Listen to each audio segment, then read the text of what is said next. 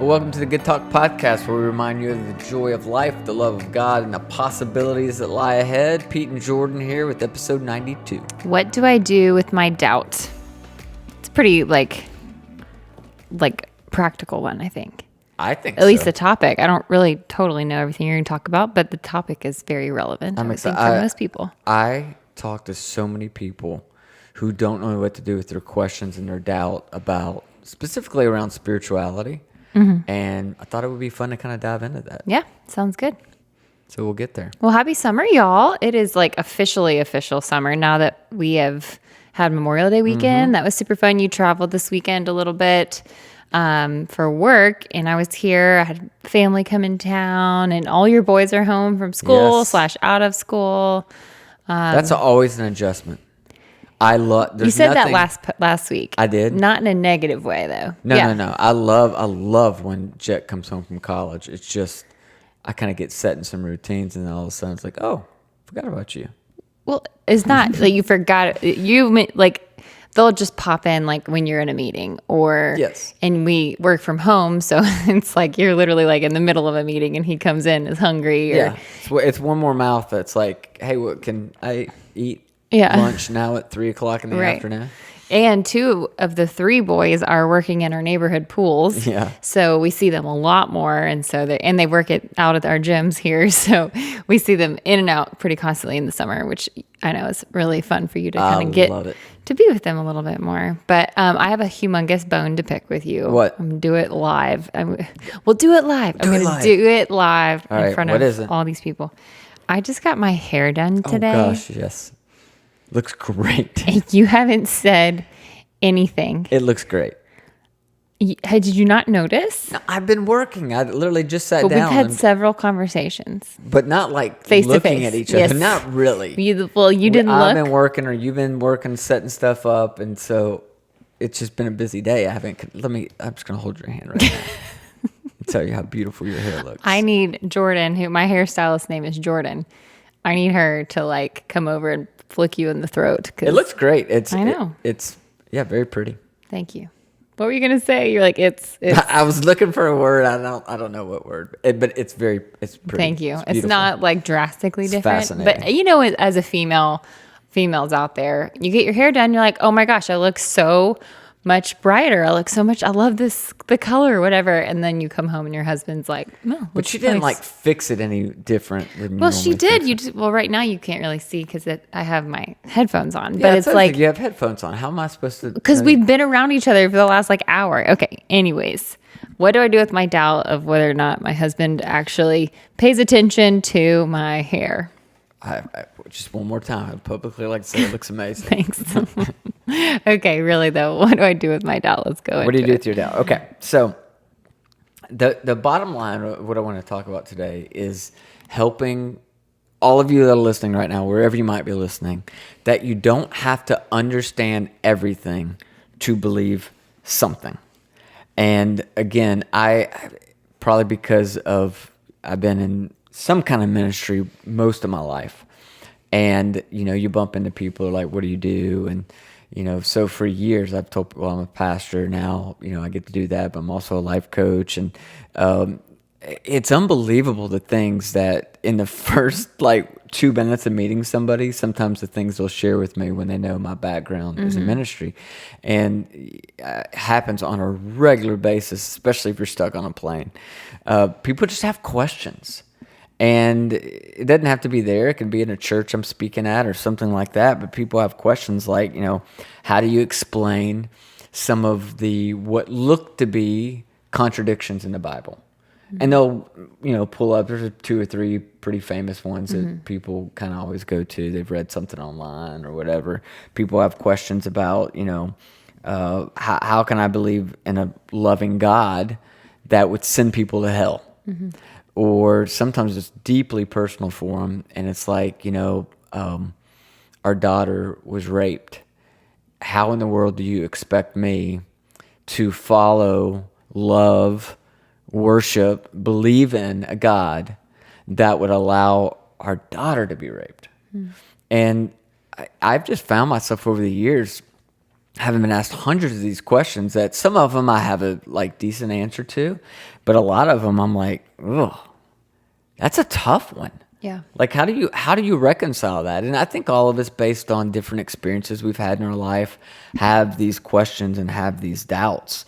And I think there's a lot of people out there that I would consider to be believers, but they don't think they're a good Christian. They don't think they're good at the whole God thing because they have all these questions and they have these doubts. It's almost like they think they're like a junior believer, a junior Christian. Yeah. Or if they have been told, well, if you don't believe at all, then you aren't anything. Like, Right.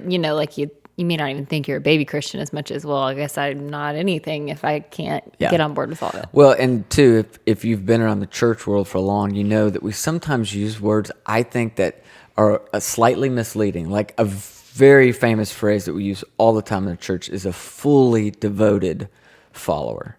We're trying to create fully devoted followers. Let's be honest though, like who's a fully devoted, like Yeah. really God's the only one that's fully devoted. The rest of us are kind of hacks. Mm-hmm. Would you agree with that? Yeah, totally. You think I'm in trouble for saying that? No, I think you're totally right. That'd be like saying we're without sin. Yeah. And so, I mean, I get the idea of it. I just think it can sometimes be a little bit misleading to people, Yeah. make them think that they're less of a believer wherever they are on their spiritual journey than they actually are. Yeah. But I bring all that up because there's this great story in the Bible, New Testament. I don't preach on the podcast often. I'm not preaching now. I just want to share a story that happens to be in Scripture. Okay. But it's John chapter 9, and I don't have time to go through the whole story. I think it's actually a hilarious story about this blind guy that Jesus meets. And so Jesus with his disciples, and then they stumble through this community, and there's a blind guy, and his disciples are actually ones that point him out. They're like, hey, there's a blind guy over there, Jesus. What happened? Did he sin or did his parents sin? Because the belief in that culture was that if you had some kind of physical disability, it was the cause of your sin. Ooh. You did something wrong and you were punished by God, or your parents did something wrong and he punished your parents by giving you a physical disability. Jesus quickly puts that whole argument to bed. He's like, this has nothing to do with his sin or his parents' sin or any sin. And but then the whole encounter that Jesus has with this blind man, I think is hilarious. Jesus literally gets some dirt together from the ground, spits in it, makes some mud, and puts it on his eyes, and then tells him to go to this particular pool and to wash the mud off, and he'll be healed. But little funny things like the Bible never tells you how the guy got to the pool of Siloam to wash. He's blind. I love that you thought about that. I have, but he's blind, and he's like double blind now because on top of his blind Maybe eyes, he had a buddy has like mud. help him there. I think probably a buddy. Yeah. Just his old pal. But then Led that him to kind of the- takes a little bit of the humor away of it. Yeah, I guess. But so he does this, and he's healed. And he comes back to the community, and here's this guy, because in that day and age, if you were blind, the only thing you could do was sit and beg. So he was just a beggar. That was his profession. He would sit there and beg every day. So everybody in the community starts to have this debate around him. Like, is this the guy? Is this the guy that used to be blind? He was born blind, but now he can see? And they're arguing over whether or not it's him. And he's like, yeah, it's me.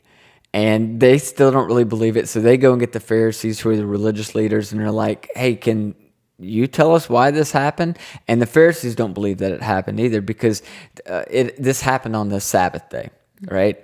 And so they had a lot of rules around the Sabbath day. And the reality was Jesus kind of broke the rules by healing this guy on the Sabbath. So then the whole argument breaks out about whether or not Jesus is a sinner or Jesus is from God. And they're like, there's no way he can be from God because he just healed this blind guy on the Sabbath. And they just keep questioning the blind guy. How did this happen? Who did this? He'd be like, the man they called Jesus. They're like, how'd he do it? He's like, he put some mud in my eyes, told me to wash off, and now I see. He just keeps giving the same answer over and over, and they keep coming at him from all these different angles. The reason they had such a hard time wrapping their mind around this, because ultimately, and it says that they were divided in their opinion about what happened. And they were divided because there was something that was undeniable, and there was also something that was unexplainable. And that's the beauty of the story. The beauty of this story is that it shows us something can be unexplainable, but also be undeniable, right? And that the wise person is the person who doesn't focus on what's unexplainable, but they focus on what's undeniable. You can apply this to a lot of different areas of life, Yeah. right? But the reason it was unexplainable to them is because they had God in a box. And for them, inside their box, God would never heal somebody on the Sabbath. So it's unexplainable to them that this was a good thing, that God actually did this through Jesus, because it didn't fit with their explanation of who God is and how God acts. So they're divided because some believe it's unexplainable. They can't accept it. But there's another group of them who are like, yeah, but it's pretty undeniable. This guy's been blind his whole life. And now all of a sudden he has an encounter with Jesus and he can see. And so it's a funny story where it kind of plays out. But what's really so important to me is this whole idea of, yes, there are things in life that are 100% unexplainable, right? And yet there's also some things that are undeniable. And for me in my life, if I really want to get traction when it comes to things of faith, I have to make a conscious shift from what's unexplainable to what's undeniable. It doesn't mean that I don't ignore the unexplainable. It doesn't mean I don't ask those questions. It doesn't mean I don't study and try to get more clarity around them. But if I put all my focus on what's unexplainable and I ignore the undeniable, it will shipwreck my faith. Yeah. But if I can learn to put my focus on what's undeniable, then the unexplainable doesn't destroy me. Right. It doesn't mean that you can't ask the questions. Because I think, like we said earlier, like there's no one who I would think we could say is fully devoted. And I think if someone could claim that, like that they've never wavered, it's inauthentic, right? So it's like, we're not saying you have to live inauthentically and say you can only focus on the undeniable, but to live in balance of both, but in not simultaneously letting it wreck what you ultimately know is true. Yep. If you're a Christian, I'm not saying that everybody is in this faith, but another question I get asked a lot is if I have doubts. And I've been pretty honest about this throughout my entire life, that yes, I do. And you've heard me joke about this before. Sometimes I'm nervous to share publicly my doubts, 'cause I'm afraid that I'll literally take the legs out of underneath people's faith. Because I do have some doubts and I do have questions, and I'm pretty sure that some of those questions will never be answered on this earth. There's just not an answer to them. It's truly unexplainable, and I have doubts, and sometimes my doubts come creeping in at like the weirdest times. But for the most part, I doubt when God doesn't act the way I think God should act. Same problem that the Pharisees had in the story. Like, there's no way this was God. This happened on the Sabbath, right? They had him in this little box. And same thing is true for me. Whether I want to admit it or not, and this is true for almost everybody, we have this box we've created that we've put God in. And so we believe that we know exactly what God thinks, what God loves, what God hates, what God accepts, what God rejects, when God would act, when God wouldn't act. And the more of those constraints that you put on who you think God is, my guess is the more doubts you're going to have, because there's going to be more things that are unexplainable. absolutely. So for me, when God, lets things happen in this world that I don't think he should let happen, I doubt. When God doesn't answer a question I've had for a long time, I doubt. When I'm praying, but I feel like God isn't listening and God isn't doing anything and my prayers are just bouncing off the ceiling, I doubt. Right? When God is unexplainable to me, that's when my faith shrinks and my doubts and my questions rise. Would you say that's true for you? Absolutely. Yeah. I mean, I've been in seasons of my life where I probably focused more on the unexplainable because I felt like I was on that side of it. Like something happened maybe to me or whatever it was, where you just start to think like, why? Like I've, either devoted my life to this, or, feel like I've done everything I could do in this situation, yet I'm still like at the bottom of the barrel. So yeah, I think it's very seasonal for me. And I'm not saying that's true of everybody, but I really think like when things are hard, it's really easy to focus on that. And the unexplainable with the big question mark is hard to have hope through. But like you said, like if you can also focus on the undeniable. I was trying to think of this out of context of religion and this concept.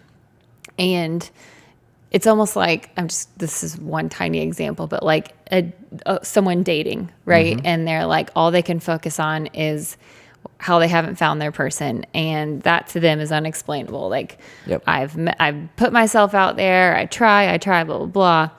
And then to shift the focus to the undeniable, which maybe is you still have, air in your lungs. You still have people to meet. You still have great friendships and all these things.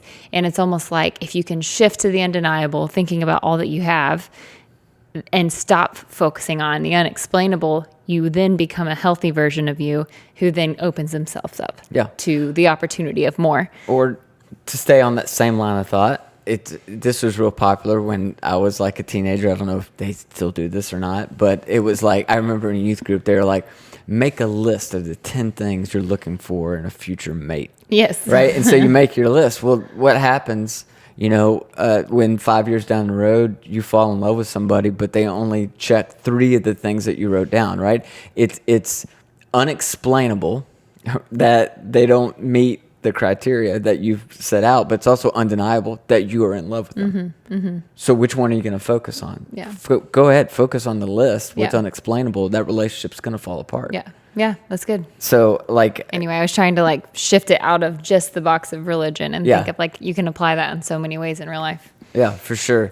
I think for me, I always like to take things back to the human mind, which I think is so fascinating. We've talked about this idea before in the podcast that on the average day, you have 70,000 thoughts. Yeah. 70,000 thoughts we have a day that our human mind processes. But only 5% of those thoughts are new thoughts, which means I think what happens to some people is they get caught in a loop. Actually, we're all caught in some loops. But I think some people specifically get caught up in a loop of focusing on what's unexplainable.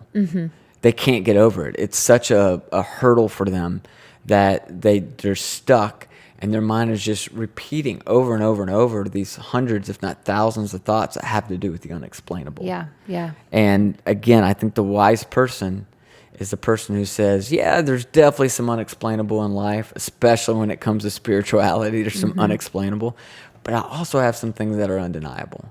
Yeah. And what if you can shift that focus, because we do have that ability with our minds, right? We do have that power where we place our attention, where we place our focus.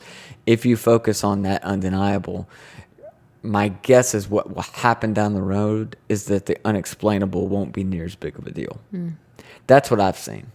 At the times in my life where I was so focused on the unexplainable and it ate me up alive, right? When I was able to shift that focus to what was undeniable, it didn't take away the unexplainable. Yeah. But a lot of that just kind of works itself out, or it doesn't become as important of an issue to you down the road. Yeah, it's like the unexplainable almost has that, like on the underbelly is worry. Yeah. Like somehow you're worried you're not believing the right thing, or somehow you're worried you're missing something, or someone else is missing something. And it's that same like echo of, if you worry, it doesn't change your future. Yeah. It doesn't change the reality. Worrying does not change your present. In fact, it just makes it more miserable. And so it's that same thing. Like the unexplainable doesn't change the undeniable. Correct. Like it kind of, if you think of it in terms of worry and living in the cycles, because those are the loops that I think a lot of us live in, are the worry. So it's interesting how those kind of align parallel. I think too that too many people think that to have faith means you don't have doubt. No questions. And it's like it's another great story. Jesus meets his father, whose son is very sick. And he comes to Jesus and he's like, if you can do anything, would you heal my son? It's not a real bold statement of faith. It's like, if you can do anything. And they have this brief conversation. And then the man actually says to Jesus, I believe, help me with my unbelief. I love that line because I think that so encompasses where a lot of us are these days. I believe, help me with my unbelief. Yeah. It is possible to have faith and belief and at the same time have doubt and have questions. I think, it comes down to what you choose to most align yourself with. Yeah, that's so true. Do you align yourself with the unbelief, or do you align yourself with the belief? And in that particular case, Jesus does heal his son, which begs, this question of how much faith is enough faith. Apparently, you don't have to have a whole lot of it, right? This dad tethers what little bit of faith he has to Jesus, and his son is healed. So, and again, that story always reminds me that Jesus prefers honesty over certainty. Yeah. You just got to be real. Be real about the questions you have. Be real about the doubts. It's not going to hurt God. I don't think he's offended by that. Yeah. Yeah. You were talking, and it's like, because I'm thinking about a parent, how many times does a child come up to you with a question that's really hard? And the answer being, I don't know, I think is actually very powerful. Yeah. Because trying to pretend like you know and you have answers for everything in life is so not realistic. And so in my life, I think back to times I've asked a question that was like a really hard question, or question about faith, or question about a religion, and the answer coming back to me, I don't know. Like, I'd love to, I think that's such a okay place to be. And for some reason, a lot of us have been fed over the years, like, you can't say, I don't know, you can't not have certainty in something. But I don't think Jesus expected us to have that certainty. And so that's really peace-giving, I think. Yeah, it is for me. So I just want to encourage, I hopefully didn't confuse you with some of the things we talked about today, because that's not really what my goal is at all for those of you that are listening. I think more than anything, what I'd like to do is encourage those of you who are on this journey and you do have questions and doubts, and you feel like somehow that means you can't believe in something, right? That you have to have all your questions answered. You have to have all the doubt removed before you believe in something. And that's simply not true. You don't have to understand everything to believe in something. Yeah. And I also hope that you understand, I'm not saying that you shouldn't be on a journey to explore your doubts and your questions. It's okay to doubt, and it's okay to question. It's okay to study, to try to figure it out. That I think makes you a stronger person. I love that. That's fun for me. But at some point in your life, there has to be that shift. If your primary focus is just on the unexplainable in your life, it's going to wither your faith. That's so true. That's really good. I find so much comfort. And you said this, I don't know, maybe it was this past weekend or something, but you said Jesus prefers the honest questions rather than the fake assumptions, or like whatever. I don't remember exactly how you said it, but just to know. He prefers honesty over certainty. Over certainty, yeah. So it's like, especially if that certainty is the facade to make yourself feel better or to look good in front of people. And I just think that's so cool that, we have this perfect model of a person, yet he also is okay with us not being certain. I just think that's so cool. Yeah. But sometimes we just say some really stupid stuff in church. Like, I have literally heard this multiple times in churches where somebody's like, you need to pray with boldness, pray for it once, don't ask for it again, because then God's going to know that you doubt.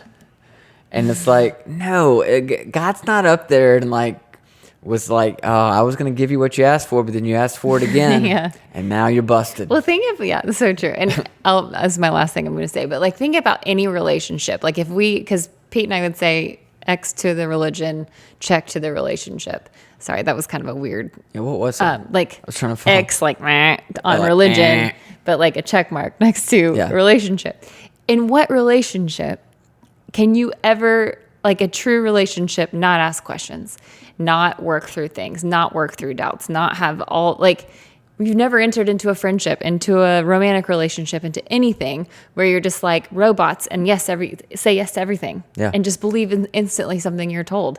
So I just think that's if you think about it practically, it's just not realistic. And I think it's so cool that we're allowed to make questions. Anyway. I think it's a great point, but I'd also spin it the opposite way and say, you're exactly right. And at the same time, imagine if in a relationship, all you did was focus on the unexplainable. Totally. That would be exhausting, you would never have a relationship. Wearisome. It would never develop trust. That's so true. Yeah.